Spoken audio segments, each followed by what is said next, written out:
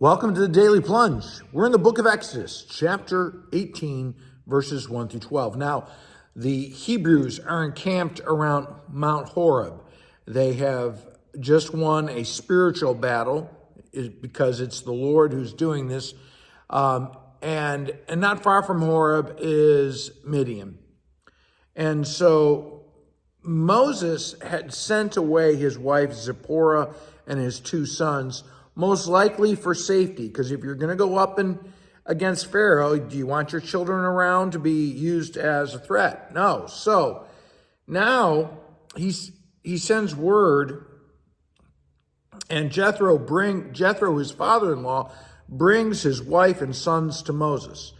Now, there's a lot of details in this passage that you have to pick up on, and it's just a great illustration about when we read the Bible, you got to pay attention to the details. And so first is the name of the two sons. One is Gershom, and it sort of means stranger there.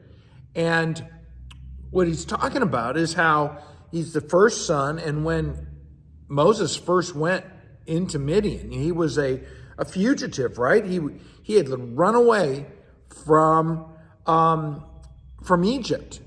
And so he's running there, and he's a stranger in Midian, and yet they welcomed him. Now,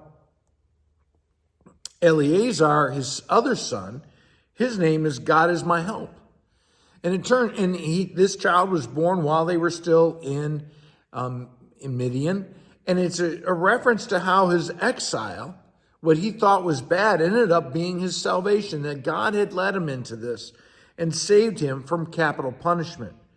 And what's interesting is together the name is basically I'm a stranger, but God is my help, right?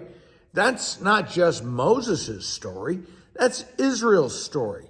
These names are a sign, an emblem of Moses' life and the life of God's Hebrew people.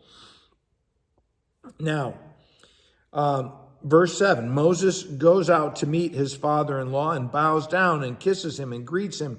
And one of the things to think about is that Jethro, he treats Jethro and all of his family with honor and deference and respect, even though they are not of the same faith.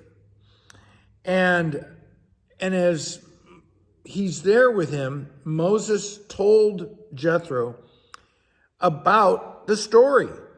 That he gives his personal testimony of everything the Lord has done, right? He shares the good news of salvation about how God had promised and worked out their redemption from slavery.